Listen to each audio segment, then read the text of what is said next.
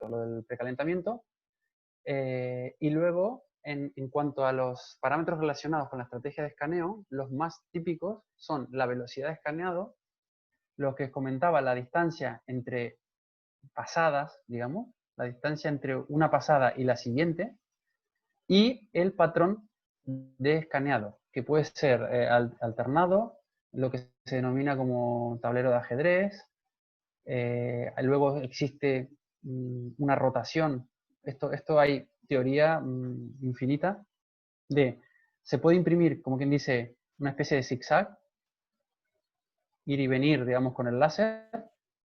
Se puede imprimir a trozos y cambiar el sentido. Y luego se pueden imprimir como pequeñas islitas con distinta orientación. Y luego cada capa de impresión puede estar rotada a la anterior un ángulo arbitrario. O sea, no tiene mucho sentido imprimir todo en la misma dirección porque ya intuiréis que eso va a generar una alta... bueno, habrá problemas de anisotropía, ¿vale? Entonces, normalmente lo que se hace es rotar capa sobre capa. 90 grados es lo típico, pero hay una tendencia que es rotarla a unos 60 y algo de grados, 60, 67 grados, ¿vale? Para crear o para disminuir lo que es anisotropía, para el tema de propiedades mecánicas, ¿vale? Entonces, en la parte de escaneado, muchos tal vez se preguntarán cómo determinamos, digamos, si está imprimiendo bien la máquina. Porque claro, nosotros tenemos un material, por ejemplo, un acero inoxidable, y yo quiero imprimir, pero claro, tengo tantos parámetros para tocar o para jugar, que luego tengo que saber cómo, digamos, de óptimos o cómo de bien combinados han estado esos parámetros para decir que lo que yo he impreso está bien, ¿vale? Entonces, normalmente lo que se hace aquí es un diseño de experimentos, normalmente es un diseño full factorial, que es estudiar los parámetros básicos, que ya os los pongo aquí, que son la potencia, la velocidad de escaneado, la distancia entre pasadas, el tiempo de exposición y el espesor de capa, que era un poco lo que comentábamos hoy aquí, ¿vale? De alguna manera, estos parámetros los podemos hacer variar en un cierto rango para producir lo que se conoce como una salida, o mejor dicho, un parámetro que es la densidad energética. La densidad energética recoge estos 5 parámetros, estos 4 parámetros, y da un valor asociado a la bondad de la combinación de los mismos.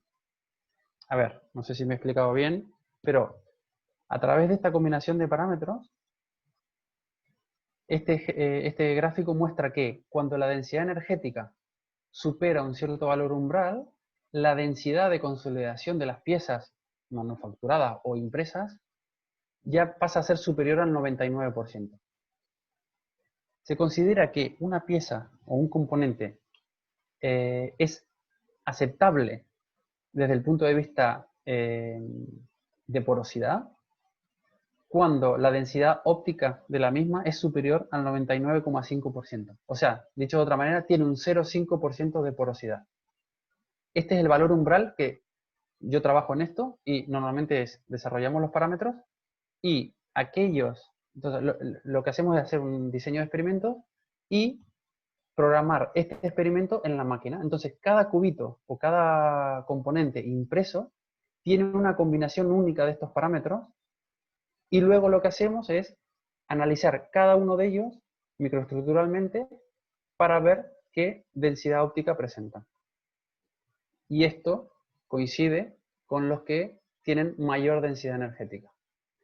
La densidad energética es una función que es vital, pero hoy en día hay autores que ya cuestionan la idoneidad de esta ecuación, digamos, porque hay varias. Si alguno tiene interés en buscar información sobre esto, hay muchas fórmulas o muchas ecuaciones de densidad energética. Incluso yo he puesto una que es volumétrica, pero puede ser de área también.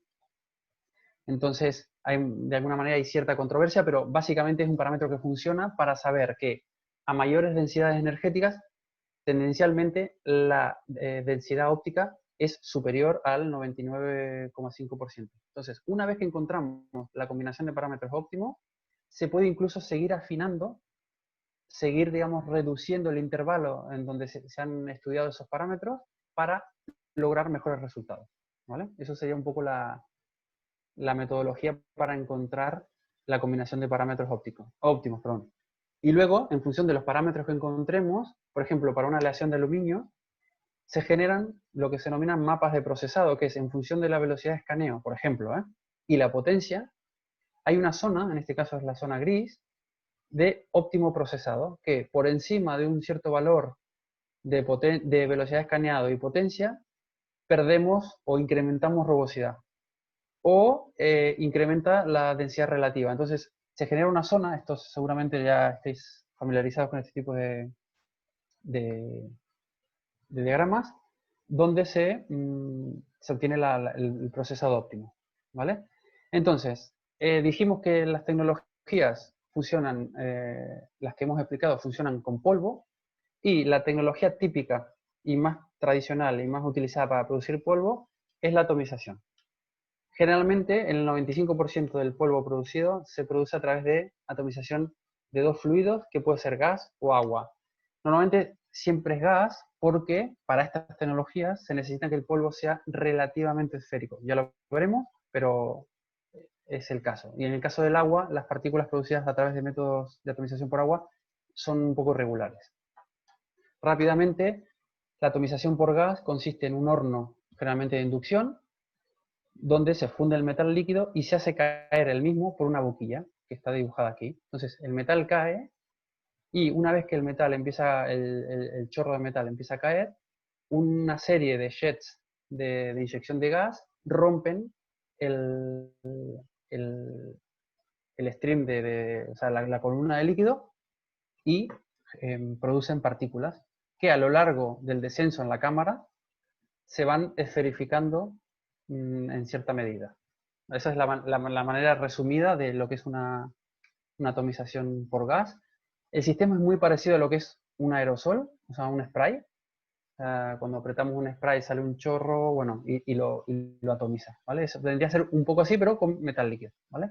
Mucha gente considera que lo que es la producción de polvo o la alimentación de polvo es uno de los pilares básicos de las tecnologías, y evidentemente lo es porque si el material no es el idóneo, por más que la máquina sea la mejor, no fabricaremos bien. Entonces, diferentes tipos de tecnología de atomización de polvo generan distintos tamaños y distribuciones de tamaños de partículas, ¿vale?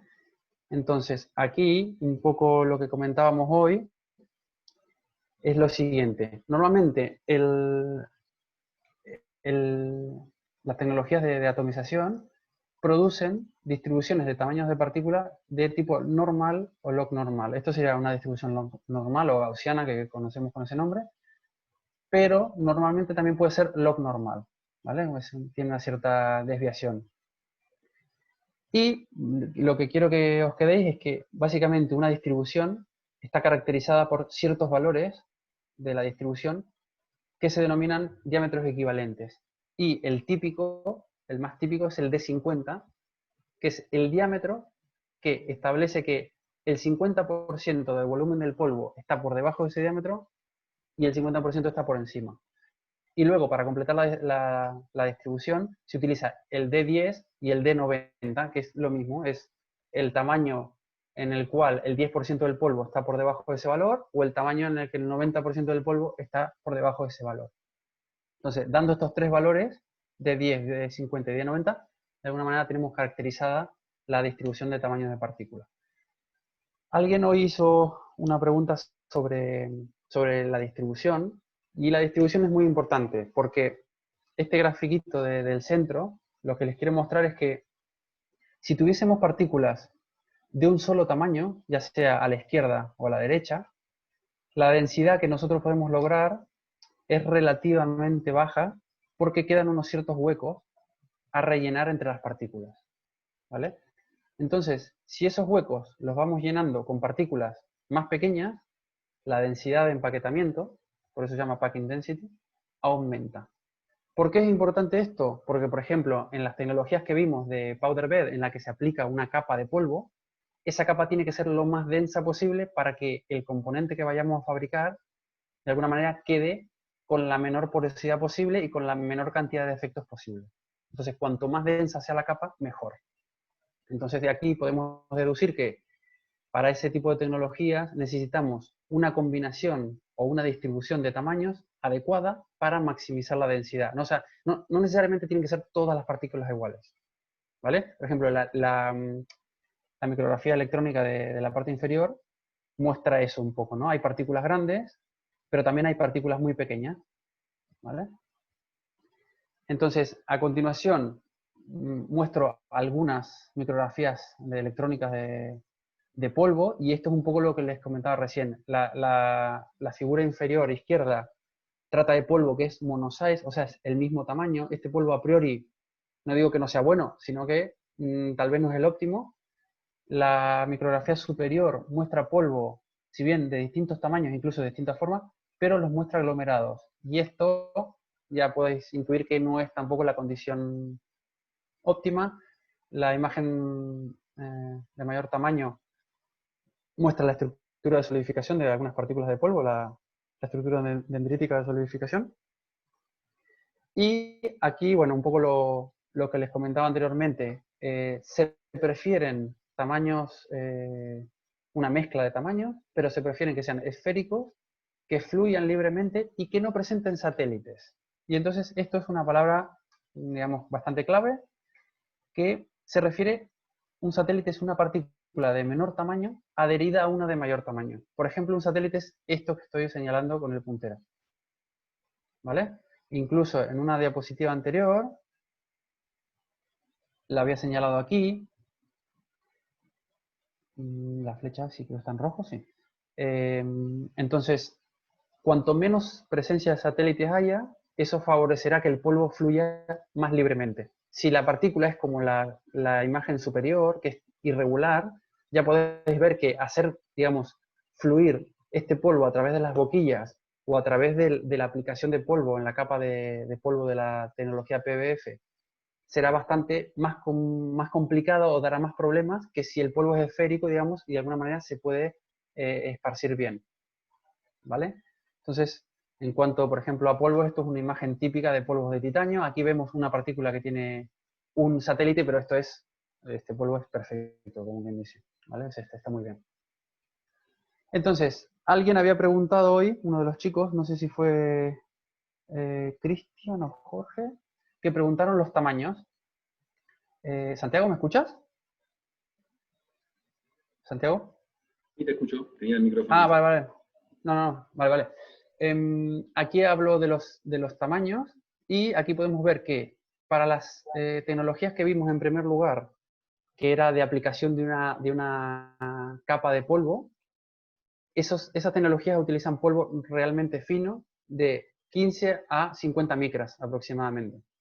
Mientras que las tecnologías de DED o de EBM, digamos de deposición directa de material, ya van a tamaños mucho más grandes. Entonces, entre estas fracciones, o sea, de 15 a 150 micras, se encuentra el 90-95% de maquinaria que imprime o que manufactura aditivamente materiales metálicos.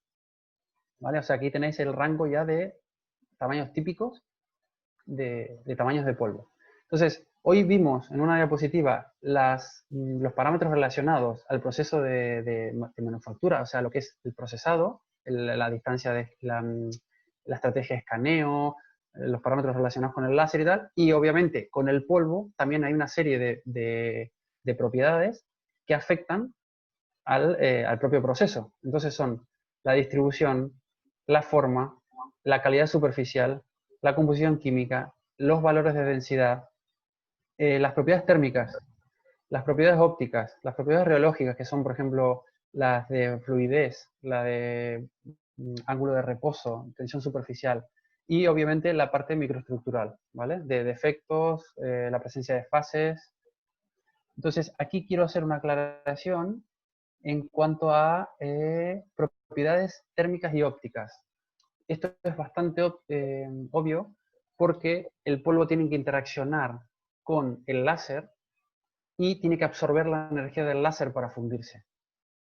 No he entrado en detalle aquí, pero hay materiales que tienen de alguna manera, muy malas propiedades térmicas, por ejemplo, las aleaciones de aluminio, que hacen que no absorban el total de la energía. Entonces, fundirlos o procesarlos a través de estos métodos tiene cierta dificultad. Hay materiales que se procesan mejor y hay otros materiales que presentan ciertos desafíos a la hora de procesarlos, ¿vale? Lo mismo las propiedades térmicas. No es lo mismo conducir el calor, lo que vendría a ser la conductividad térmica, de una manera muy eficiente que hacerlo mal, digamos. Entonces, lo que es tensiones residuales y todo este efecto sobre las piezas fabricadas está en función de las propiedades de cada material. Entonces, ya nombramos las ventajas, hemos visto vídeos que nos pueden dar un poco la idea de la idoneidad de cada tecnología, pero quiero nombrar muy rápidamente algunos problemas típicos de estas tecnologías, ¿vale? Entonces, hemos visto que es un proceso donde interacciona el haz láser con un lecho de polvo, por ejemplo, con una capa de polvo, donde se dan distintos fenómenos físicos que hacen que este problema adquiera una complejidad tremenda en cuanto a, digamos, al significado metalúrgico y físico de los procesos que están interaccionando aquí, ¿vale? Entonces, uno de los principales problemas o de las principales características de estos procesos es las microestructuras de no equilibrios que se generan, porque estamos fundiendo partículas de polvo que prácticamente automáticamente se solidifican, ¿vale? Entonces, tradicionalmente una microestructura de solidificación por fusión, esto es un aluminio, presenta este aspecto. Esto está estudiado en miles de handbooks y libros metalúrgicos y no presenta a día de hoy ningún inconveniente o muy pocos. En cambio, las microestructuras generadas por, esto es una de las preguntas también que hicieron hoy, por este tipo de tecnologías son completamente nuevas. Esta microestructura está vista en este vector marca la dirección Z, o sea, hacia la pantalla. Microestructuras totalmente nuevas, ¿vale? Y muy finas, debido también al alto grado, a la rápida solidificación. Vemos que incluso alcanza 1 por 10 a la 6 Kelvin por segundo. O sea, son velocidades de enfriamiento muy, muy, muy rápidas. Aquí también hay, digamos, hay procedimientos o procesos de segregación a pequeña escala debido a que la microestructura está tan fina. Y normalmente, lo que comentaba hoy, se hace la rotación de capas para evitar o para mejorar lo que es la isotropía.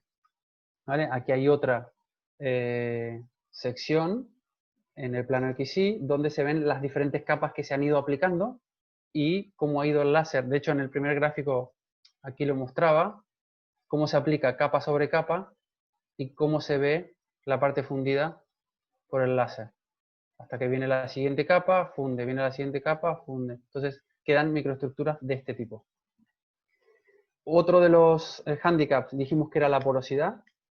La porosidad puede venir asociada por un mecanismo que se llama keyhole, que es propio de las condiciones de procesado, por excesiva potencia y tal, se pueden crear poros más allá del campo de acción del láser, o también por el contenido de gas que puede tener el polvo. Dijimos que el polvo se producía por atomización por gas, entonces es bastante obvio pensar que el polvo puede tener gas atrapado dentro. Entonces, normalmente lo que se intenta es minimizar el contenido de gases y esto evidentemente afecta directamente, por ejemplo, esto es una imagen de tomografía computada de un componente donde está lleno de porosidad y evidentemente eso afecta muy negativamente a lo que es el comportamiento de fatiga de ese componente, si es que está sometido. Si no está sometido a fatiga, evidentemente no es un problema, pero es uno de los grandes desafíos también. Ya lo comentamos anteriormente, por la propia naturaleza de la tecnología, existe un alto grado de tensiones residuales producto del calentamiento y enfriamiento brusco que sufren las piezas, que produce que las piezas, en algún momento, incluso luego de fabricadas, se agrieten. Aquí os muestro algunos ejemplos de piezas que prácticamente es como que se delaminan. De hecho, la delamination es uno de los términos típicos utilizados para este fallo.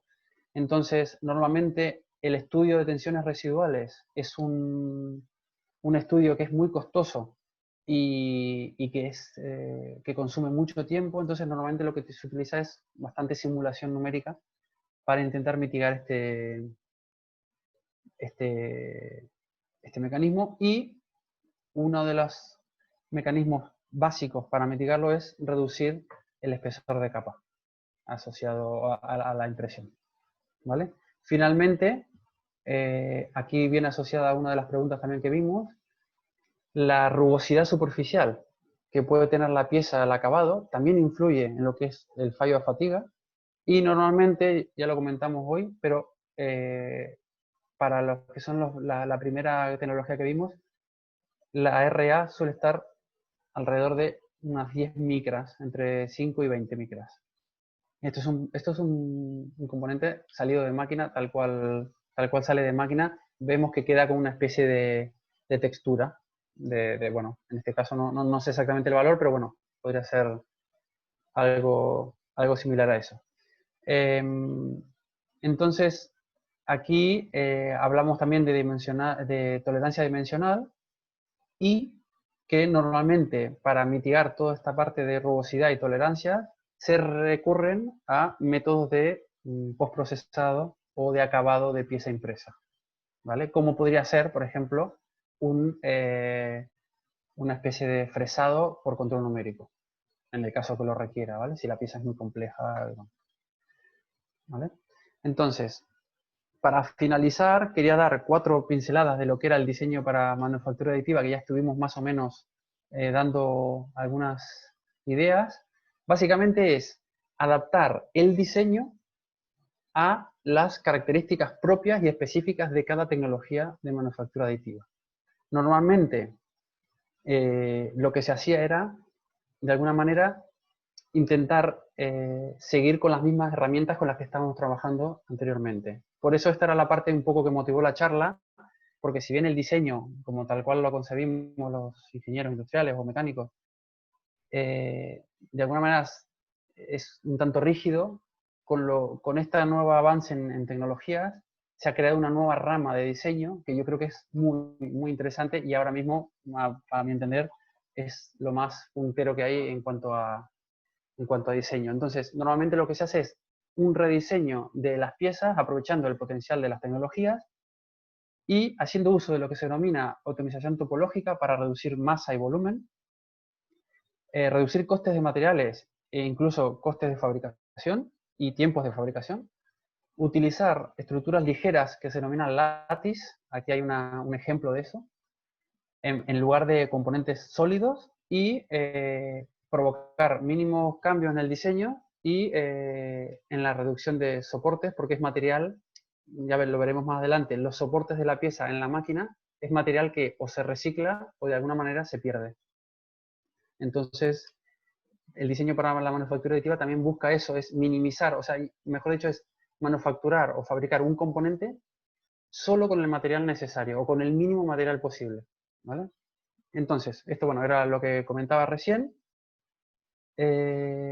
Entonces, este cuadro resume eso, que el diseño para la manufactura aditiva lo que hace es adaptar o consolidar un componente, aplicar optimización topológica, aplicar estructuras ligeras de lattice, y también, eso en cuanto a la pieza, y en cuanto al proceso, estudiar lo que es la orientación de los componentes a imprimir, en la estructura de soportes e incluso el material que se va a desechar.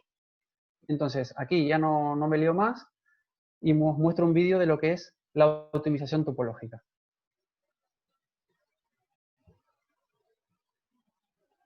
La optimización topológica, esto es un vídeo de ANSYS, que es un software de simulación muy, muy potente, de los más potentes del mercado. La optimización topológica, básicamente, el concepto es un componente que ya existe, que está fabricado de manera tradicional, o sea, ya por tecnologías, digamos, no aditivas, se le aplica una optimización topológica para reducir o para minimizar, por ejemplo, la cantidad de material utilizado, cumpliendo con los requerimientos de carga, solicitaciones, etcétera, etcétera. ¿Vale? O sea que, básicamente, un poco el concepto que quiero que os quede es, la optimización topológica parte ya de un diseño que ya existe, y de alguna manera coloca unas restricciones, ¿vale? O sea, eso es un poco, digamos, muchas veces estos dos términos de optimización topológica y diseño generativo se usan no como sinónimos, sino que mezclados, y hay una cierta diferencia que es, la optimización topológica es optimizar, de ahí viene la palabra, un componente que ya existe para que cumpla unos ciertos requerimientos, ¿vale? Entonces aquí estamos viendo un ejemplo que optimizan ese componente central con unas ciertas restricciones y la reducción de peso seguramente es, el original pesaba 26 kilos y la parte optimizada pesa 9. O sea que la reducción es muy, muy considerable. Luego veremos en un ejemplo que esto tiene consecuencias económicas enormes, ¿vale? Entonces, aquí un poco lo que le comentaba, la optimización topológica parte del diseño y va hacia las restricciones, mientras que el diseño generativo, de alguna manera, comienza al revés. Comienza con las restricciones que tiene que tener esa pieza o ese componente, y aplicando inteligencia artificial y machine learning, y bueno, hay toda como una caja oscura, digamos, de procesamiento a través de software, genera diseños que posiblemente a ningún ingeniero se nos ocurra, ¿vale? Entonces, parte de las restricciones que tiene que tener un componente y genera infinidad de soluciones que cumplen con esas restricciones.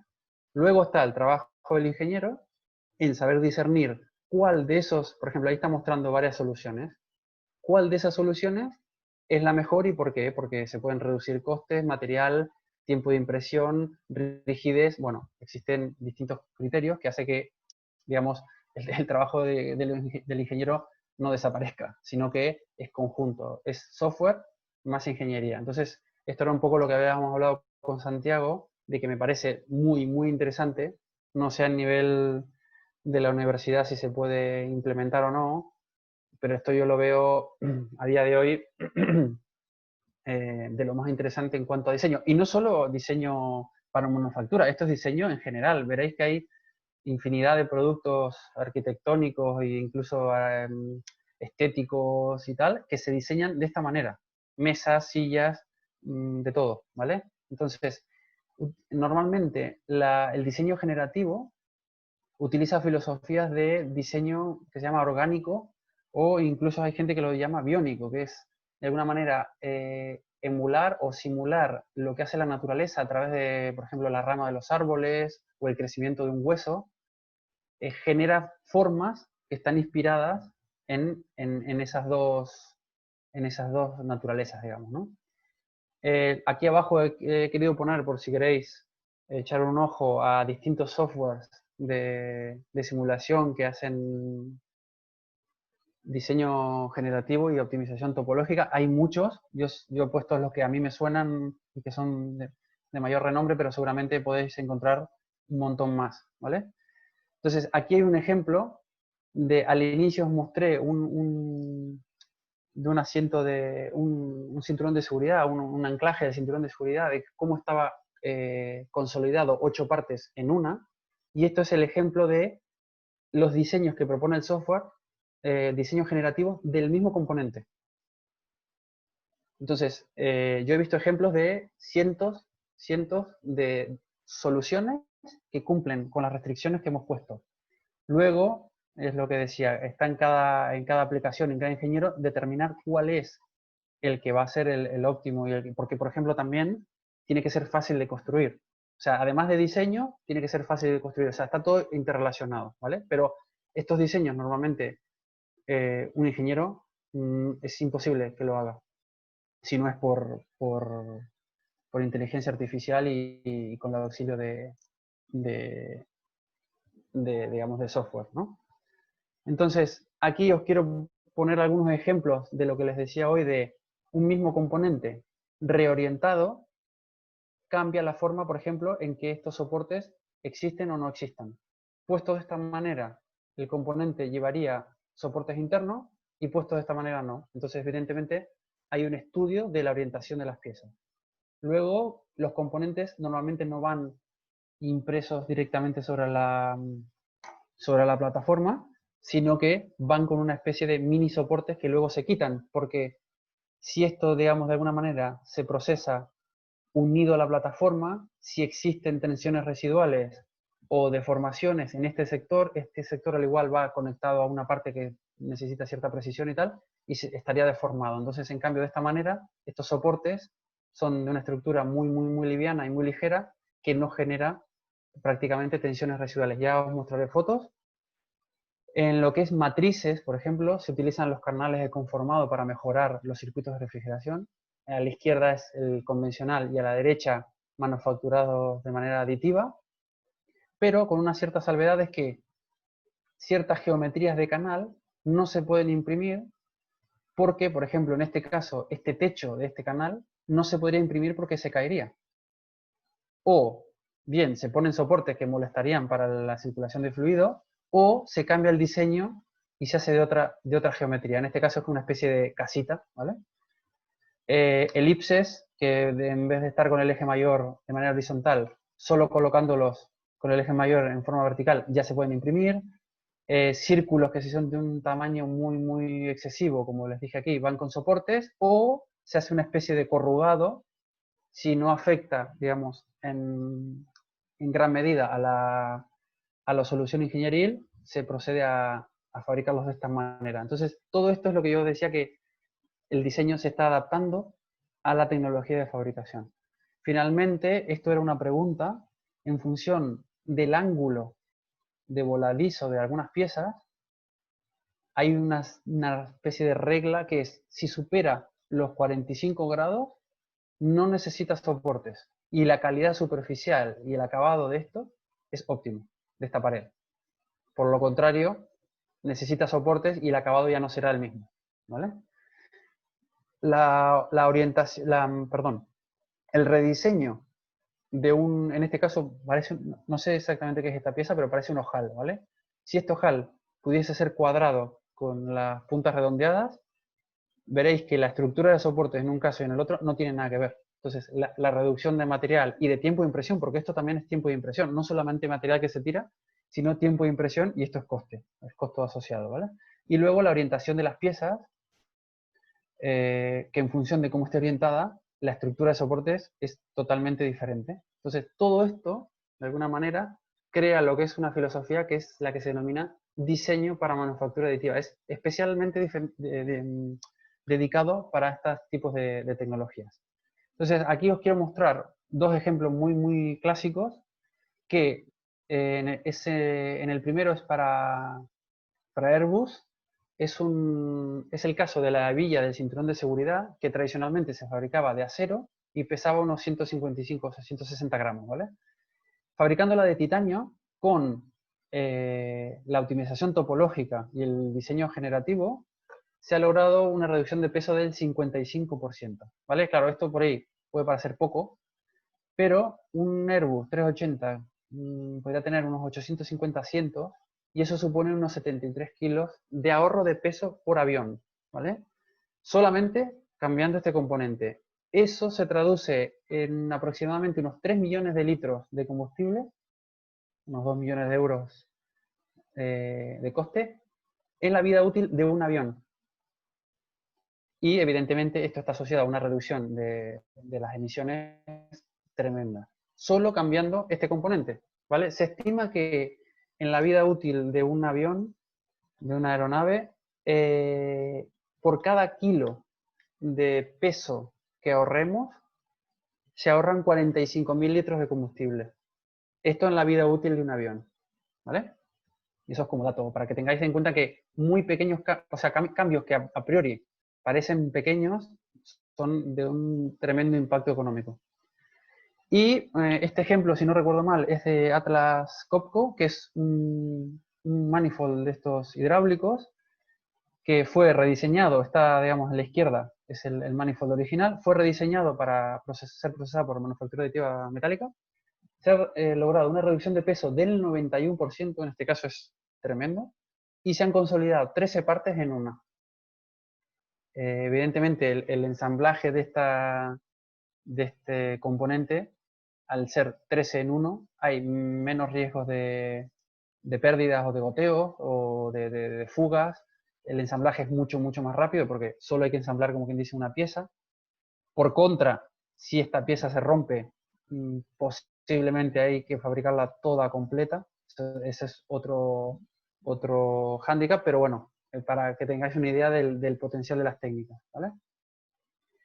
Y aquí no se ve, pero es solo para que os hagáis una idea de la cantidad de variables que presenta el procesamiento metálico de materiales y la cantidad, digamos, de puntos de conflicto que podría haber, por ejemplo, en el usuario, en la preparación del proceso, en la geometría del componente, en los datos electrónicos o de CAD, en el material, en el sistema utilizado, en el propio proceso, los parámetros del proceso, en el post-procesado. O sea, se considera que hay más de 180 variables.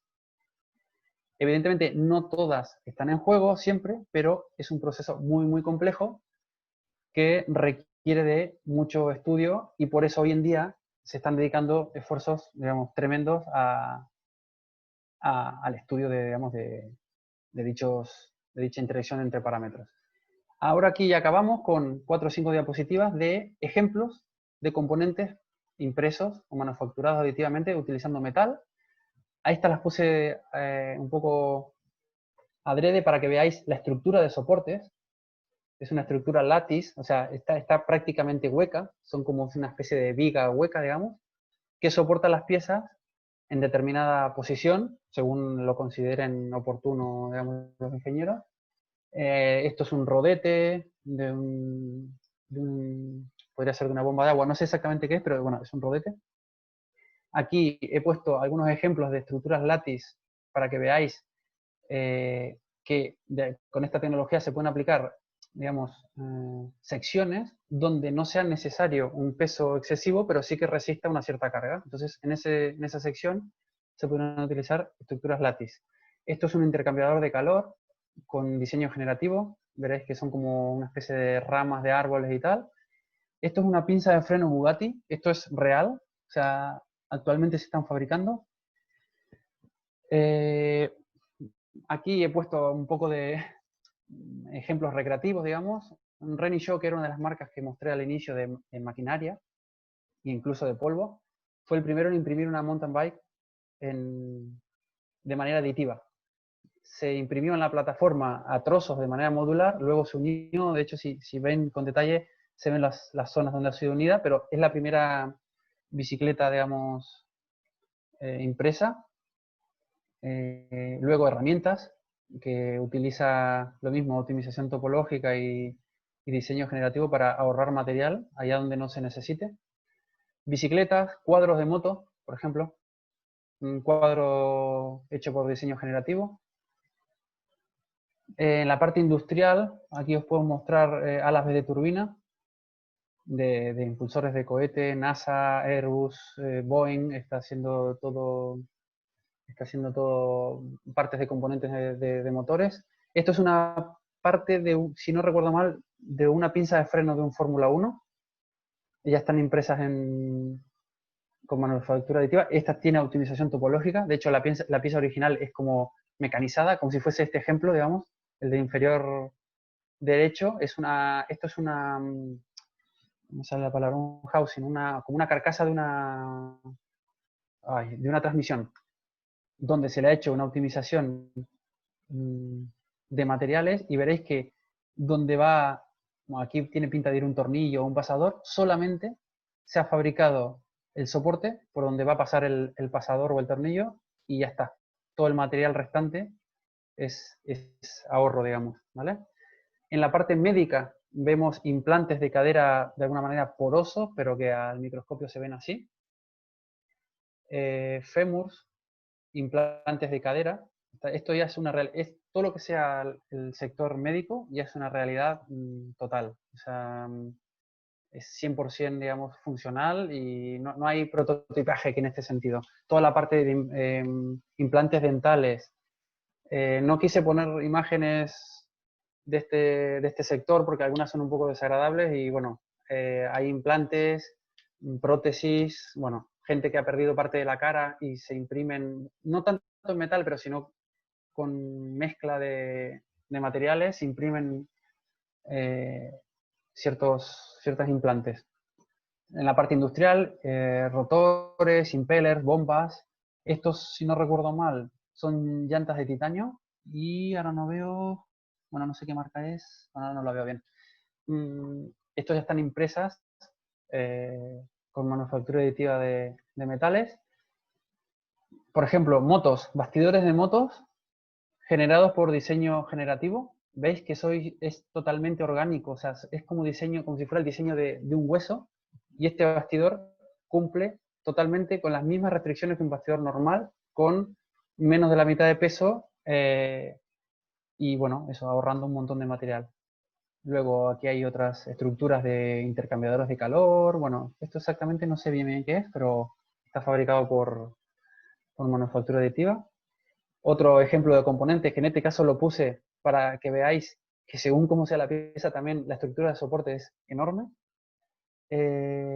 Y ya para ir acabando, este es el mismo batidor de moto, intercambiadores de calor con un grado de detalle muy elevado, que prácticamente, esto es sobre todo para equipos electrónicos, para situaciones en donde tenga que refrigerarse cierto componente, la capacidad de generar canales es prácticamente infinita con geometrías muy complejas. Entonces, en este sentido, este es un corte de un intercambiador, este es otro, y luego también tiene aplicación a nivel estético y a nivel, digamos, de usuario. Por ejemplo, esto es bueno, es un abridor de botellas, emulando lo que es, bueno, no sé si la conocéis, pero una botella Klein.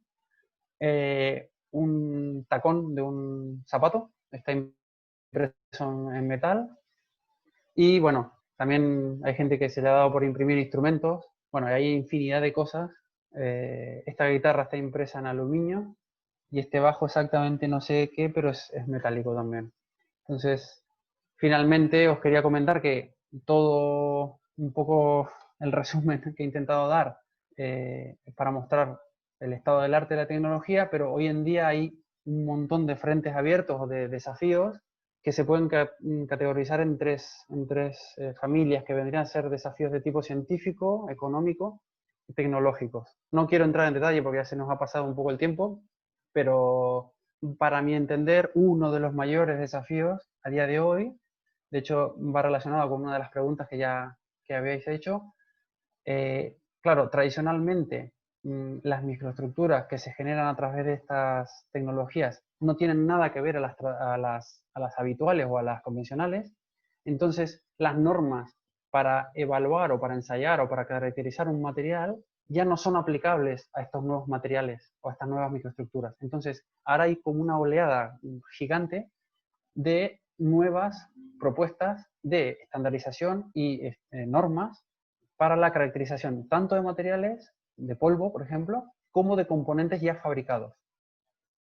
La caracterización, por ejemplo, atracción de un componente fabricado aditivamente, claro, dependiendo de los parámetros que se hayan utilizado, puede dar uno u otro valor. Entonces, no hay consenso en este momento, digamos, o hay muy poco consenso.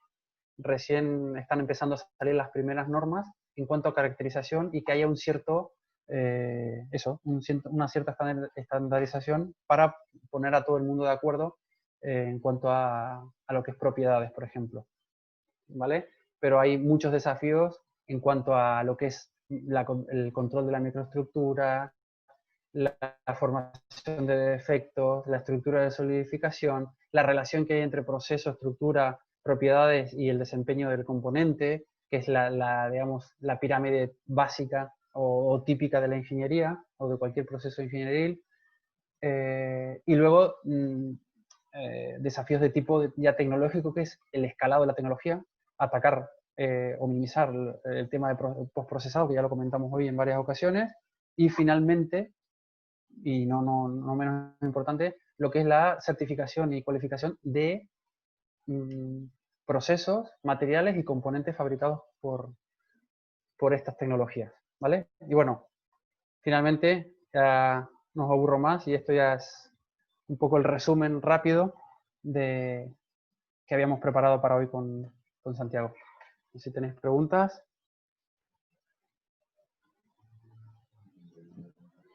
voy a desactivar mi micrófono porque estaba hablando y no... Vale. Bueno, muy bueno. Tengo acá unas preguntas que fueron consultando. Si querés, avanzamos con esa y después, si Vale. van levantando la mano, voy a ir activando los micrófonos para Vale. que puedan hacer las preguntas en directo, así no las tengo que leer todas yo. Vale. Activar la cámara, así. Bueno. A ver.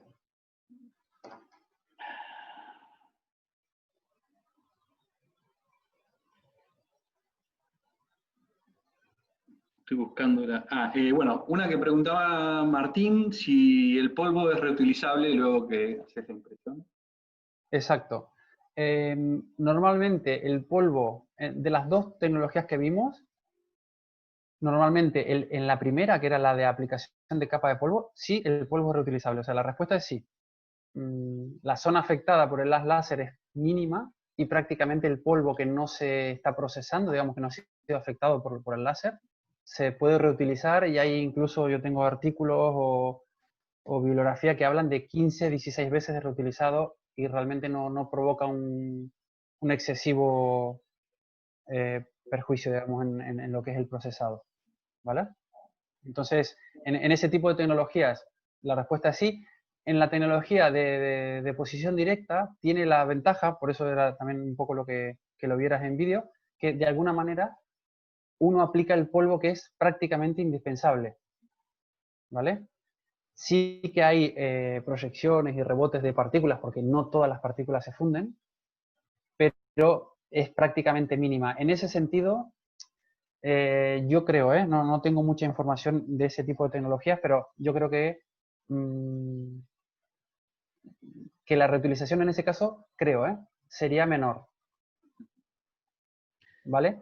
Pero no lo descarto, que sea reutilizable, porque sí que se hace. Perfecto. ¿Cómo cambia el consumo de energía en comparación con fabricar una pieza con métodos tradicionales? Vale, aquí, a ver, ahora quiero, ¿me permitís? Voy a tirar mucho hacia el inicio, ¿vale? Hay una curva típica que siempre se comparan, porque claro, tiene tantas ventajas el sistema que normalmente siempre es comparado con los métodos tradicionales, ¿vale? Aquí. El ejemplo en la parte de desventajas, digamos, es normalmente esta tecnología necesita un cierto número de componentes para fabricar, para que sea de alguna manera competitiva con una tecnología tradicional o convencional, ¿vale? Aquí en este gráfico vemos que una tecnología convencional, a medida que aumenta el número de piezas, se hace más económica, ¿vale? Porque ya es más producción en serie, ¿vale? Pero la manufactura aditiva tiene la ventaja que prácticamente el coste de fabricar una unidad o 10 es prácticamente el mismo. Porque el coste de la energía, a esto iba, es prácticamente anecdótico. O sea, sí que es coste, o sea, porque existe, pero el 90% del coste es la máquina, el polvo y sí que la energía y tal, pero digamos, no es no es el corazón, digamos, del coste del procesamiento. ¿Vale? Para que os hagáis una idea, 1 kilo de titanio para imprimir según qué componente puede rondar entre 300 y 500 euros. ¿Vale? Claro, el kilowatt hora de una máquina de estas, al igual cuesta, no sé, ahora me lo voy a inventar, pero al igual cuesta 20 céntimos al día o a la hora. Entonces, realmente no es un coste que sea preocupante, digamos. Hay otros costes más. De hecho, tengo, a ver si puedo salir de aquí, perdónenme, que tengo unas diapositivas ocultas aquí. Aquí tengo un ejemplo de según la tecnología, ¿vale? Un poco el coste por centímetro cúbico, ¿vale? Cuando habla de printing, habla de lo que es la máquina, ¿vale? O sea, es la adquisición de la máquina más el funcionamiento, ¿vale? El material, fíjense, es prácticamente 40% del coste, ¿vale? y el postprocesado. Y dependiendo de la tecnología, nosotros hemos visto Powder Bed, que fue la primera, y DED, que es la tercera en este caso. ¿Vale? Entonces, ¿quién fue que hizo la pregunta? Perdón, Santiago, que no me lo apunté. Victoria. Victoria, el coste, digamos, de lo que es la energía no es un coste significativo, habiendo otros costes mucho mayores, ¿vale? O sea, exactamente el valor no lo sé, porque realmente no lo sé, pero yo creo que lo podría buscar, ¿eh? Si me lo voy a apuntar aquí. Te lo puedo buscar y lo puedo mirar sin problemas. Después, si las boquillas son claves para la precisión. Bueno, el diseño de boquillas es una de las digamos, del corazón del DED. Y sí, son componentes que están diseñados con una, digamos, con una alta precisión y tal, porque de ella depende, digamos, la calidad final del componente. Pero normalmente la calidad, digamos, o la precisión, o si se quiere incluir la precisión dentro de la calidad, viene asociada con los parámetros de procesado y la calidad del polvo. ¿Vale? Por ejemplo, en la tecnología de aplicación de capa de polvo, yo he tenido problemas porque el polvo no era de una calidad suficiente y cuando el recoater, el rodillo, digamos, aplica la capa de polvo, deja como una especie de camino o como surco que no debería estar. O sea, cuando aplicas el polvo, tú deberías ver como una capa de arena, como quien dice, muy uniforme, pero si hay algún problema que arrastre alguna partícula o que no lo haga bien, deja como líneas o como marcas. Eso, digamos, no es problema del recoater, sino que es problema del polvo. ¿Vale? En el caso de la DED, la boquilla cumple un poco la misma función, ¿vale? Que es, evidentemente la boquilla tiene que estar bien fabricada y digamos, influye en el funcionamiento de la máquina, pero digamos, la calidad de la pieza o del procesamiento viene por los parámetros de procesado. ¿Vale? Esto es muy típico que si la calidad del polvo no es la adecuada, si presenta aglomeración o algo así, se obstruyan. Y eso sí que es un problema porque la máquina se para. Entonces, donde la máquina para, deja un defecto. Entonces, eso es lo que no debería pasar. ¿Vale? Porque luego reanudar, digamos, la operación, quieras o no, o sea, no queda exactamente igual que si la operación se hace de manera continua. La fatiga es el enemigo número uno de estas tecnologías, según lo que habías comentado en alguna... Sí. Bueno, supongo que viene por el lado de la porosidad. Viene por el lado de la porosidad y viene por el lado de la rugosidad también. ¿Vale? Si la rugosidad es muy excesiva,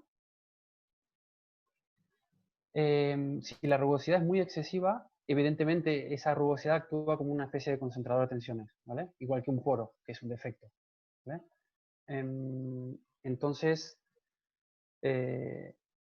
la rugosidad, digamos, si bien es influyente, yo creo que es más la porosidad que se pueda generar por el mecanismo que dije de keyhole, que es, de hecho, si alguien se pone a investigar, es el principal factor, que es normalmente cuando los parámetros de impresión no son los adecuados, los parámetros de procesado, el láser de alguna manera penetra más de lo que le tocaría penetrar y genera como una especie de agujero que tiene forma de cerradura. ¿Vale? Eso es lo que se conoce como keyhole mode.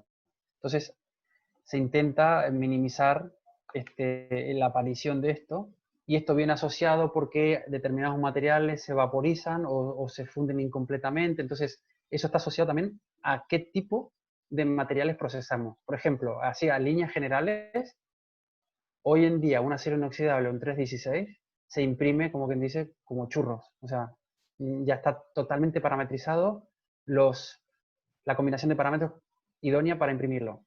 En cambio, una aleación de aluminio ya tiene bastantes inconvenientes. Sí que hay, digamos, hay bastante consenso y está bastante ya establecido, pero una aleación de aluminio normalmente presenta propiedades ópticas y térmicas muy diferentes a un acero, y eso hace que el procesado por estas tecnologías sea un poco challenging, sería un poco de un desafío, digamos. ¿Vale? Entonces, la porosidad también puede venir asociada por el tipo de material utilizado. Y sí que afecta la... Perdón. Esto no sé si lo nombré. Normalmente cuando uno acaba de imprimir un componente, si ese componente va a estar solicitado a fatiga y tal, lo que se hace es examinarlo de alguna manera no destructiva por tomografía computada de rayos X. Esto yo lo he hecho en alguna oportunidad y la verdad es impresionante porque, bueno, es como una especie de radiografía de la pieza donde muestra la aparición de los polvos, la frecuencia, perdón, la aparición de poros, la frecuencia, la distribución, tamaños, bueno, te da todo un histograma de, de la, de eso, de la aparición de porosidad, si es que la hay. Dice, en la diapositiva 47 Sí. preguntan si se emplean diferentes materiales para conformar los elementos de apoyo interno. En principio, hasta donde yo conozco, diría que no. ¿Vale? Normalmente, por ejemplo, si este componente, el de la izquierda, a ver,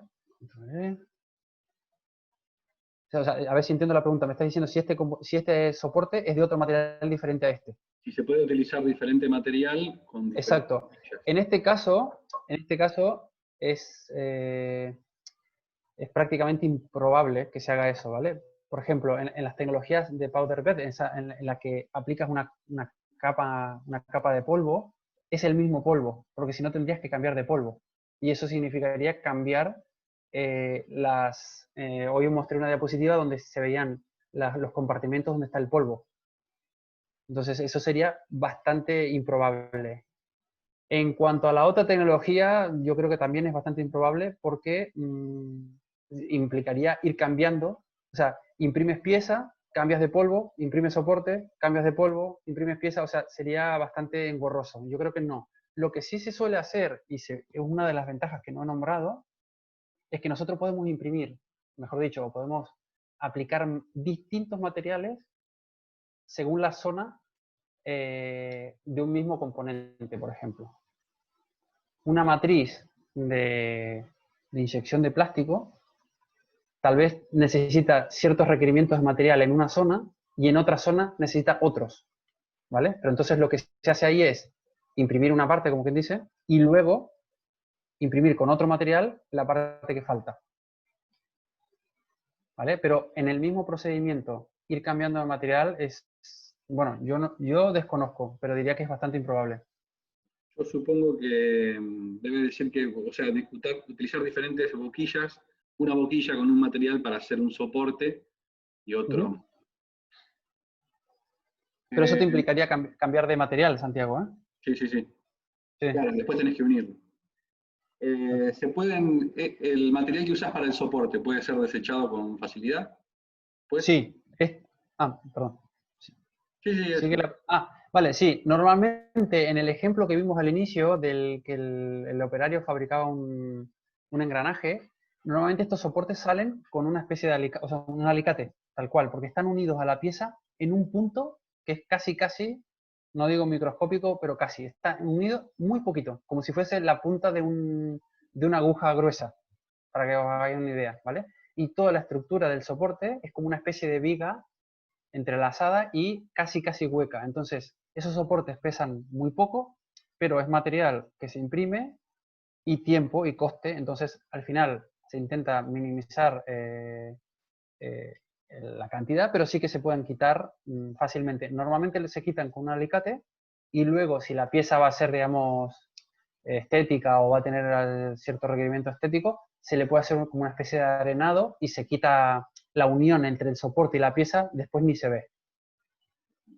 Yo esto lo he hecho, de hecho, bueno, esto lo comentábamos con Santiago, yo de alguna manera en mi trabajo hago todo el proceso, desde fabricar el polvo hasta producir piezas fabricadas por manufactura aditiva. Entonces, de alguna manera he tocado todos estos temas, los he visto directamente y tal, y yo he hecho esto de una pieza, un trozo de una matriz, quitarle los soportes, arenarlo y los soportes ni se ven. ya quedan imperceptibles, digamos. ¿El programa determina de forma automática el soporte o la misma persona tiene que diseñarlo? Esa es una buena pregunta. Como casi todos los software de hoy en día, tienen una parte que es como bastante autónoma, que te propone o te hace una cierta sugerencia de soportes, pero siempre está, digamos, detrás el ingeniero que dice, no, esto no me conviene porque el procesado será deficiente, entonces ¿cómo es? Me creo yo una estructura de soportes. Entonces los programas vienen con herramientas dedicadas para hacer la estructura de soporte, como quien dice, que a uno le venga bien. Pero normalmente, la primera aproximación suele ser bastante buena y luego hay que hacer pequeños retoques, pero bueno, digamos, es como un buen comienzo, digamos. O sea, tú le dices al programa,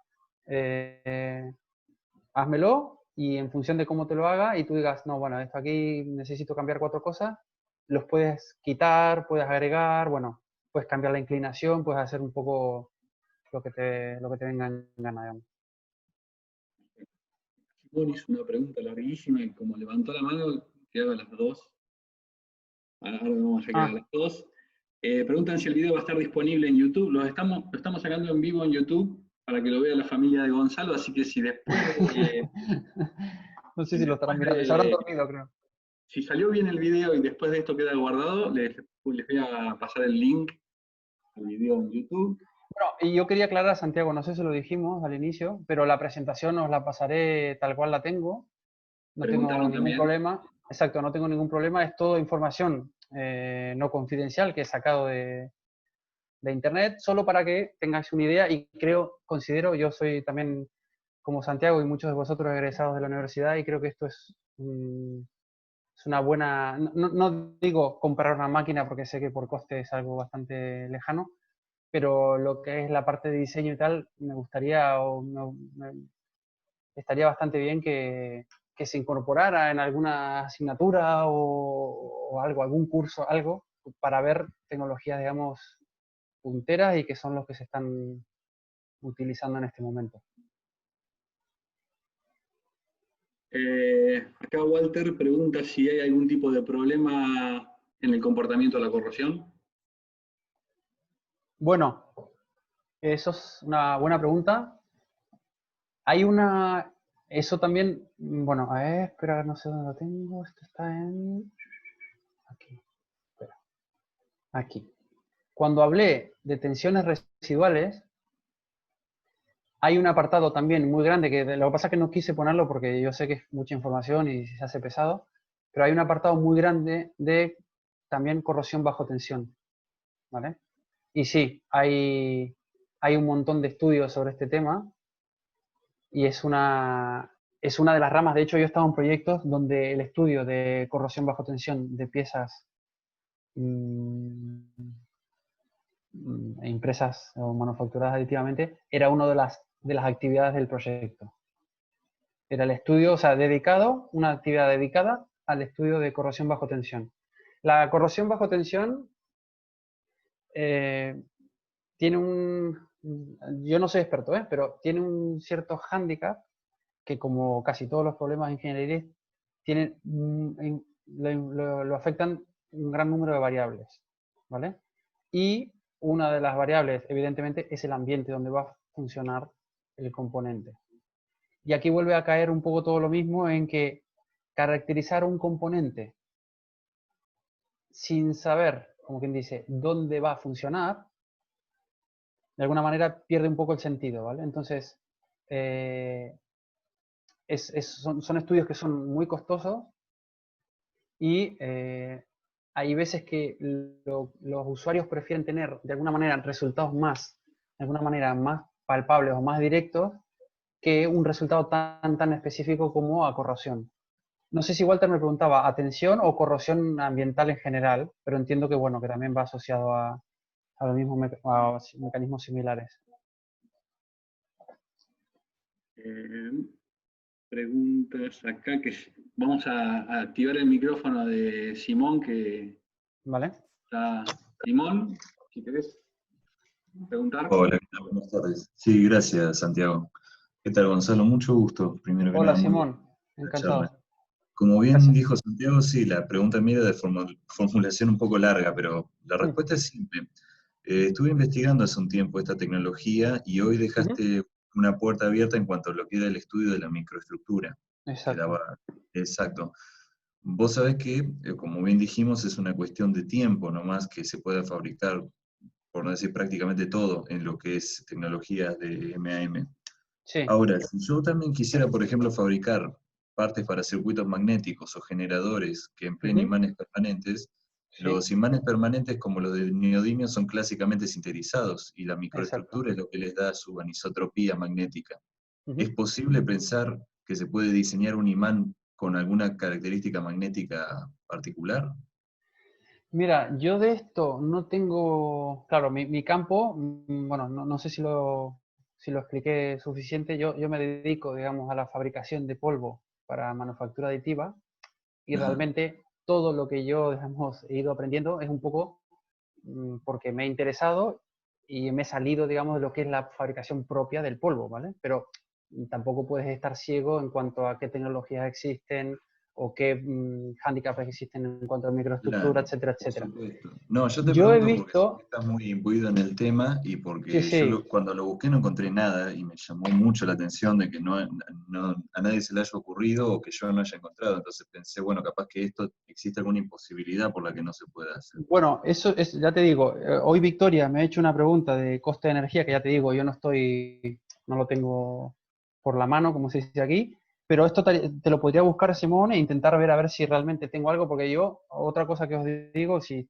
alguien interesado o le quiere dar una vuelta más a esto, yo tengo infinidad de documentación y de Espectacular, literatura, o sea que yo no tengo espectacular. problema en compartirlo, o sea que en ese sentido soy un poco enfermo de lo que es la información. Y No sí, pasa nada, estamos igual. y entonces si alguien quiere lo que sea algo, yo no tengo ningún problema en pasarlo, evidentemente que no sea confidencial y tal. Eh, eh, y esto de a mí me suena, Simón, a mí me Sí, suena haber leído algo. Ahora, no me buenísimo. digas si son de imanes permanentes, de no sé qué, No, porque ahora no, no, por favor. lo que también tenemos que tener claro es que como quien dice, si la NASA está metido en esto, ¿vale? Sí, Si Airbus, si General Electric y si, digamos, los grandes monstruos, digamos, de la industria están investigando en esto y han apostado por estas tecnologías, yo sospecho que al igual no está publicado, pero yo creo que algo ya hay debe gente haber. haciendo algo de esto, sí, sí. Sí, Pero algo debe me haber. lo apunto, Simón, para buscarlo. Y yo de todas maneras Muchísimas gracias. tengo, no sé, Santiago, tú les puedes pasar mi correo. Yo no lo he puesto en la presentación. Lo puedo poner en la presentación y cuando deje la presentación estará mi correo ahí. Pero cualquiera que, digamos, que me quiera escribir o, digamos, contactar conmigo y para lo que sea, no tengo ningún problema. Entonces, Simón, si luego me escribes, te paso Buenísimo. lo que tengo. Espera Bueno, que he muchas estado gracias, Gonzalo. buscando. No, Sí, no, tranquilo. Espera, a ver. Espera. ¿Qué querés decir el mail ahora?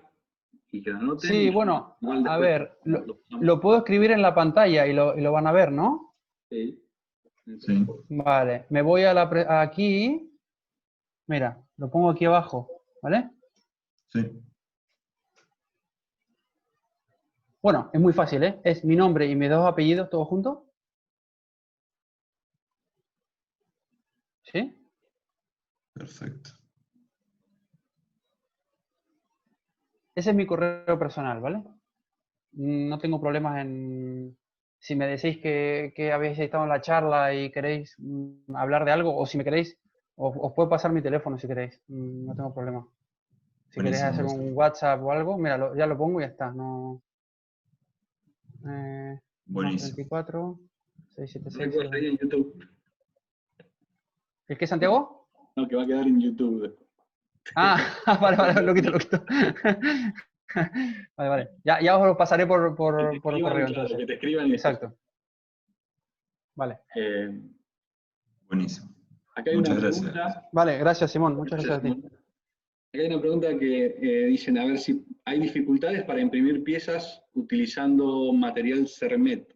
Por ejemplo, polvo base níquel y esto debe ser de WCCO, CO es cobalto. Eso es pero- carburo de tungsteno, carburo de cobalto, Sí. algo de eso debe ser. Hasta donde yo sé, de hecho aquí lo cito, no soy experto evidentemente, pero cuando hablo de cerámicos, hablo también de este tipo de materiales y sí que se hace. Eso tengo información también. O sea, si alguien, no sé quién lo ha hecho, la pregunta. Ya te digo, Francisco Midaglia. Francisco Miraglia. Midaglia. Francisco, yo no trabajo con esto porque no es mi campo. Yo estoy básicamente dedicado a lo que es producción de polvo de acero y de polvo de aluminio. Y la parte de Cermets me suena de ver artículos, algún libro, alguna parte en algún... Yo estoy constantemente buscando información para intentar estar, digamos, con la última tendencia y, bueno, ir recopilando cosas. Pero de Cermet diría que tengo algo, debo tener algo seguramente. No, estoy seguro que se imprimen, pero no te podría dar muchos más detalles, lo siento en este sentido. Acá pregunta Julián, ¿qué programas son los más utilizados o más recomendados para el diseño de piezas? Bueno, estaban ahí. Vale, estaban al final, pero ya os digo que, por ejemplo, una de las suites de programas muy potente es Altair. Creo, si no recuerdo mal, creo que son franceses. Y tienen, por ejemplo, este OptiStruct. Este es uno de los más utilizados, diría que es uno de los más potentes. Pero hay, por ejemplo, Autodesk también lo tiene, ANSYS también lo tiene, Siemens es otro de los monstruos que se ha metido de lleno a lo que es la manufactura aditiva en general. Y ahora, no lo he puesto aquí, pero HP, el fabricante de impresoras, es líder mundial de manufactura aditiva de polímeros, pero, si no recuerdo mal, ya está por sacar o ya sacó la primera impresora HP de metales. Tenemos la suerte que HP tiene el headquarter, digamos, aquí en San Cugat, que es una ciudad que está muy cerca de aquí, que es donde dedica el I+D mundial de manufactura aditiva. Entonces, en ese sentido, yo he visitado la planta y, bueno, es impresionante. Toda la parte de polímeros es muy, de hecho son líderes mundiales prácticamente, y la parte de metal, hasta donde sé, estaban empezando a fabricar ya máquinas de impresión. Sí, Entonces, lo que era software, entiendo que, perdón Santiago, lo que decía Francisco, ¿era Francisco el que preguntaba? No. Julián. Julián, lo que es software de simulación y de diseño y tal, son los que he puesto un poco aquí abajo. También lo mismo, si queréis. Tengo una página que creo que hace como una especie de mapa con los fabricantes de polvo, los fabricantes de maquinaria, los fabricantes de software. Bueno, hacen un poco todo, digamos, el mundo de la manufactura aditiva y ahí saldrán 50. Yo he puesto los que a mí me suenan, que son como los de renombre, pero hay muchos. Ahí el Autodesk Fusion 360 o Sí. el Inventor pueden descargarlo gratis con... Exacto, sí, exacto. Esto era lo que habíamos estado mirando ya. Claro. Inventor tiene optimización topológica, SolidWorks también tiene optimización topológica. Exacto. Bueno, muchas felicitaciones de todos los que estuvieron. Vale, muchas gracias a todos por... Espero no se hayan dormido demasiado. No, la verdad que fue interesante, 2 horas vamos, pero... Sí, sí. Si tuviese que elegir una tecnología, entiendo que con Energy Direct, por deposición, se puede fabricar piezas de mayor tamaño con respecto Exacto. a SLM. Sí. ¿Cuál elegiría en caso de obtener mayor funcionalidad y mejor acabado final en piezas complejas? La primer tecnología que vemos. O sea, exacto. La tecnología, creo que lo comenté en un momento, las dos tecnologías coexisten, pero cada una tiene una particularidad, ¿vale? O una es, así a grosso modo, muy lenta imprimiendo, pero imprime bien, y la otra es muy rápida imprimiendo, pero no imprime tan bien. Entonces, la primera tecnología que vimos, que es la de Powder Bed, yo sin duda, si tuviese que elegir, de hecho es la que utilizo yo, pero si tuviese que elegir para fabricar un componente que tenga que tener unas ciertas tolerancias dimensionales y un cierto acabado y tal, sería la que utilizaría, sin duda. Normalmente la de posición directa, son componentes mucho mayores en tamaño que normalmente no requieren de tanta precisión en según qué situación, ¿eh? O sea, estoy hablando de forma general. Esto es como todo. La misma máquina operada con diferentes parámetros puede producir una pieza u otra casi totalmente diferente. Entonces, también es verdad que luego está en la pericia, digamos, del ingeniero o del investigador, en este caso como yo, dar con los parámetros. Por ejemplo, si yo sé dónde... Yo puedo fabricar un cubo, como quien dice, con unos parámetros. Vale, lo fabrico. Pero si ese cubo va a tener que funcionar en determinadas condiciones y tal, donde, por ejemplo, la rugosidad es súper importante, claro, yo lo que voy a hacer es hacer un diseño de experimentos para mejorar la rugosidad. ¿Sabes? O sea, también no solamente imprimir y que imprima, digamos, sino que saber, conocer muy bien la funcionalidad del componente, qué es lo que realmente es necesario. Hay veces que, por ejemplo, esto creo que Santiago lo habíamos comentado contigo hace unos días. Otra cosa que parece incluso, digamos, cómica, es que mucha gente ve una pieza fabricada de manera aditiva y como es muy diferente a la pieza tradicional, solo por eso no le agrada o no le gusta, ¿sabes? Entonces, hay incluso hasta un factor estético o una componente estética que influye en la decisión de un ingeniero o de una persona en si un componente es adecuado o no, ¿vale? Entonces, hasta esos niveles hemos llegado, no solamente de funcionalidad, sino también estético. Eh, yo si tuviese que construir, por ejemplo, un componente muy grande que no va a ser estético, que va a ir oculto, que tal y cual, no sé qué, utilizaría la de directa, la de posición directa, porque no vas a perder tiempo o invertir tiempo en imprimir algo que, como quien dice, con una resolución impecable y no se va a ver, ¿sabes? Entonces, si la pregunta era si tiene que ser, digamos, funcional, con unas tolerancias y tal, es la primera tecnología, sin duda. Me preguntan si se puede someter la mesa a microvibraciones para mejorar el acomodamiento del polvo y minimizar los poros. Bueno, eso es una muy buena pregunta, pero creo que no tengo respuesta. Yo desconozco que, no lo sé, ¿eh? Desconozco si hay alguna máquina que lo haga. Tal vez hoy en día alguna podría llegar a intentar hacer algo de eso, ¿vale? Me sorprendería, pero bueno, no digo que no. Lo que se hace normalmente es atacar el problema, como quien dice, antes, y es generar una distribución de tamaños de polvo adecuada para que la densidad de empaquetamiento sea la máxima.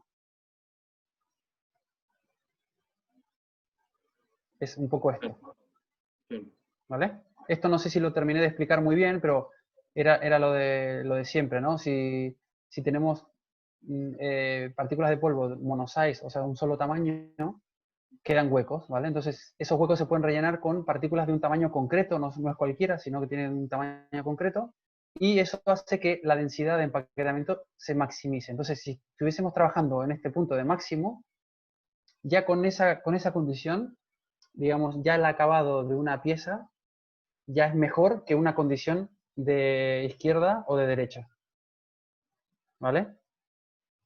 Entonces, normalmente la solución que yo conozco es esta, es tener una distribución conocida de los tamaños de polvo, tamaños de partícula, y en función de eso es maximizar la densidad bueno, a las cotas superiores, digamos. Normalmente esta curva, no sé si lo mencioné hoy, esta es una distribución normal. Lo típico en polvo para, digamos, para manufactura aditiva es ver esta curva de manera acumulada, ¿vale? Esta curva de manera acumulada queda como una especie de curva sigmoidal, o sea, como una especie de, no sé si lo estáis viendo ahí, quedaría como una especie de S, así. Donde ver el tamaño medio, que es el de 50, es mucho más sencillo, digamos, o más intuitivo. Pero las dos representaciones son correctas, pero tendencialmente se utiliza más la otra. Yo no tenía el gráfico y ya puse este, pero a ver, es el mismo, es la misma información expresada de otra manera. Simón tiene otra pregunta. ¿Vale? Levantó la mano otra vez, no sé si quedó levantada o si... Perdón, una preguntita más acerca del diseño generativo. Sí, Mencionaste, Gonzalo, que estos software incorporan Machine Learning. ¿Eso viene de sí. manera comercial o las empresas lo incorporan aparte? No, no, no. Ya la concepción del programa ya es así. Ah, perfecto, perfecto. Y se basan Eh, en elementos finitos para hacer cálculo estructural, de fluidos. bueno, aquí hay un poco, yo sospecho, porque esto tampoco es que soy súper experto. Digamos, esto tiene un cierto problema, que es, tú le dices al programa, yo quiero que este componente tenga estas restricciones de carga, estas restricciones de peso, esta rigidez, bueno, le das todas las restricciones, ¿vale? Y el Sí, programa, en función de su caja negra, porque en realidad es una caja negra, el programa de alguna manera, no, o sea, mejor dicho, tú no vas a saber lo que el programa ha hecho, ¿vale? O sea, el bien, programa empieza a hacer cálculos y yo sospecho, que aquí es lo que te decía, que utilizan las que son conocidas como redes neuronales, que está ligado a la inteligencia artificial y bueno, a todo el machine learning, está todo mezclado, que son redes que se alimentan de datos previos y de alguna manera el programa va aprendiendo, ¿vale? claro, Uno de los hándicaps de las redes neuronales, y entiendo que del machine learning también, es que tú no conoces el mecanismo físico que está actuando, sino que tú tienes la respuesta a algo sin saber cómo ha llegado a esa respuesta. claro, perfecto. ¿Vale? O sea, Bien, eso es uno de los grandes inconvenientes. Por ejemplo, hace un tiempo, bueno, yo cuando hice la tesis doctoral, uno de los grandes, digamos, reclamos que había era estudiar lo que yo estudié aplicando redes neuronales. Pero uno de los grandes problemas es eso, que tú llegas a una solución muy, muy, muy buena, pero de alguna manera no tienes un modelo físico para claro, poder predecir otro comportamiento, sino que tienes que volver a lanzar el cálculo. No existe una fórmula, ¿sabes? Tú podrías tener, por ejemplo, me lo invento, una expresión que te indique la tensión, por ejemplo, von Mises, por ejemplo. Vamos a hacer así sí, fácil, ¿vale? sí, sí, Claro, ahora tú en este caso no vas a tener ninguna fórmula. Vas a tener un resultado del software que cumple con todos tus requisitos, pero no tienes un modelo físico detrás, claro, ¿vale? Entonces, por un perfecto. lado, digamos, parece un poco magia, porque realmente, o sea, funciona y está hecho así, pero hay que acostumbrarse a esa, digamos, a esa situación que es, tú ya no controlas el modelo físico por el cual se ha calculado el resultado que has obtenido, digamos. Eso es un poco la Perfecto. visión global, no sé si me he explicado bien, pero la visión Te has como explicado global muy bien de esa y situación. muchas gracias por esa respuesta porque Machine Learning es algo que me interesa mucho. Hombre, yo creo que esto, Simón, no sé Sí. si tú estás en la carrera, no te veo yo, no sé, ¿tú estás haciendo ingeniería o qué es tu Ingenie- formación?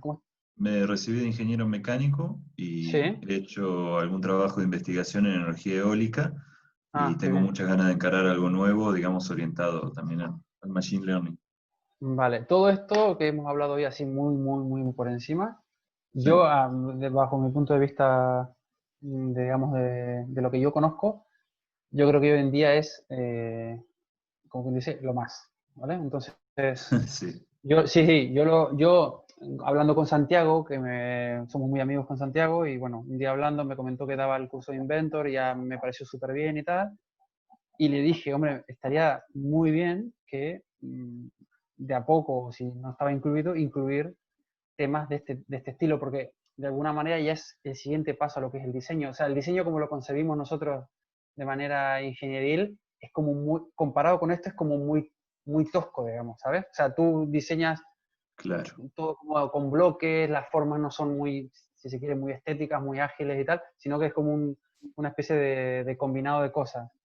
Claro, el nuevo sistema este de diseño, bueno, abre 1000 puertas y es lo que está, digamos, funcionando hoy en día a nivel, digamos, ingenieril. Casi todas las empresas punteras, la que no invierte en esto, bueno, poco le falta. Poco perfecto, le falta para... perfecto.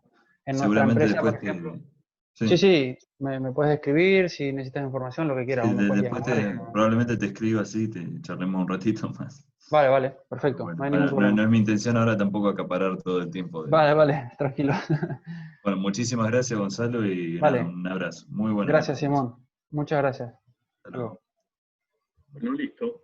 Creo que no quedan más preguntas sin responder. Si me salté alguna pregunta, que alguien me diga.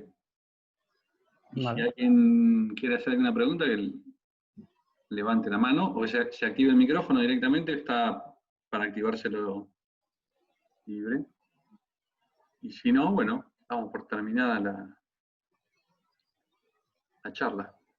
A ver, Vale. excelente. No sé Bueno, si después te voy a pasar el chat con todas las las felicitaciones. preguntas. Ah, vale, vale, perfecto. Bueno, nada, yo quería cerrar en un minuto, deciros esto, que si queréis la presentación no hay ningún problema, os la pasaré, ya Santiago la colgará en algún sitio. Y si alguien está interesado y le ha gustado lo que ha visto hoy aquí y tal, y quiere más información, no tengo ningún problema no Yo tengo problema en compartirlo. por ahí para que le cuentes a los alumnos un poco cómo ¿Sí? fue, cómo llegaste a trabajar en esto, Ah, vale, vale, vale. cómo Bueno, fue el camino. yo, como decía Santiago, bueno, yo soy egresado de la Universidad del Sur, de Bahía. Estudié junto a Santiago y ingeniería industrial con orientación mecánica. Entonces, cuando estaba acabando la carrera y con el proyecto de fin de carrera, un día fui a ver a Lucio Jurman, un profesor del área de metalurgia, que, bueno, de manera resumida me ofrecía venir a Barcelona a hacer un doctorado. Entonces, bueno, casi de un mes para otro me vine a Barcelona a hacer el doctorado en Ciencias de Materiales y Ingeniería Metalúrgica. Y bueno, lo acabé un poquito más de tiempo de lo normal, me llevó un año más, unos 5 años, y inmediatamente de un día para otro empecé a trabajar en un centro tecnológico. En el área de simulación, si bien yo no simulaba, empecé a trabajar en la fabricación de polvo metálico, que evidentemente mi doctorado no tenía nada que ver con esto, pero de alguna manera el doctorado lo que hace, igual que la carrera de ingeniería, es forjar una cierta estructura mental y, digamos, de actuación ante ciertos problemas ingenieriles. Entonces, o sea, el método es el mismo, cambia el tema. Entonces, bueno, me puse a estudiar de fabricación de polvo y, como quien decía, ha sido mi nueva profesión ahora mismo. Ya llevo casi 8 años, 7, 8 años con esto.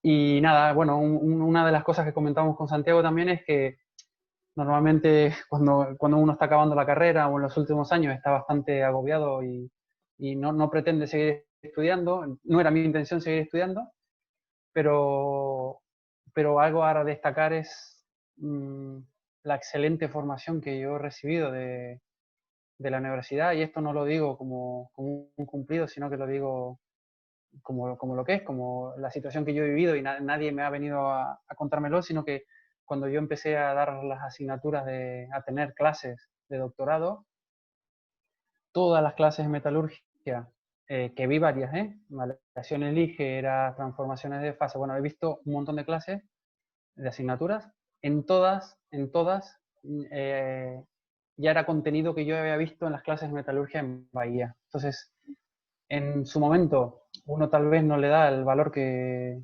realmente tiene y considera que es, oh, qué pesado, ¿para qué me servirá esto y tal, no sé qué, pero luego va a otro país y a empezar de cero, como quien dice, y ya viene con una formación que se da cuenta que no es para nada mínima, sino que al contrario, que estamos muy, muy bien preparados y de alguna manera, si bien yo estoy fuera y no estoy en Bahía, de alguna manera me gustaría, bueno, contribuir con esta charla a animaros como me animaron a mí en su momento a seguir haciendo cosas y la verdad que no me arrepiento. O sea, si tuviese que volver a escoger carrera, escogería ingeniería.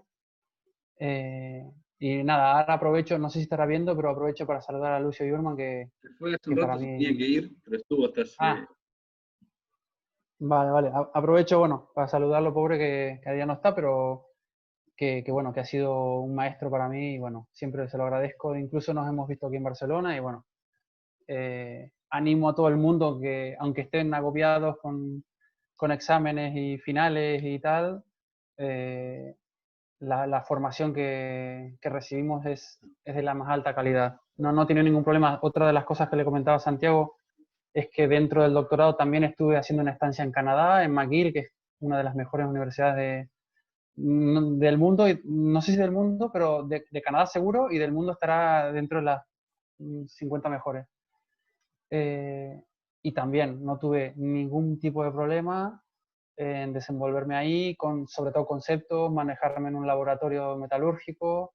La verdad que es de agradecer y sobre todo, aquí aprovecho también, que hemos estudiado de manera pública. Y esto es algo que aquí prácticamente no existe y es educación pública y de calidad. Entonces, si alguien gusta defender esto, os animo que lo hagáis. Así que bueno, ya no me estiro más, no me alargo más. Bueno, Bueno, muchas gracias. Santiago, entonces ya hablaremos para pasarte. Yo ahora me tengo que ir corriendo, pero ya hablaremos para pasarte la presentación o en PDF o en el PowerPoint y ya lo colgaréis donde veáis. Ahora me voy a fijar cómo quedó el tema de YouTube, si quedó bien Vale, el video. vale. Y bueno, después voy a enviar a todos los mails que recibí del formulario un link a la presentación y el link Sí. al video en YouTube. Ah, vale, perfecto. ¿Vale? Bueno, vale. Ya Muy bien, Santiago. me copié el vale. Vale. Yo me tengo que ir, que me esperan para cenar, ¿vale? Pero Vale. ya hablaremos mañana. Mañana hablamos. Dale, listo. ¿Vale? Un abrazo a todos y muchas gracias por haber Dale, no, estado y bueno, muchas gracias por las gracias a preguntas. vos. Vale. Hasta luego. Chao, hasta luego.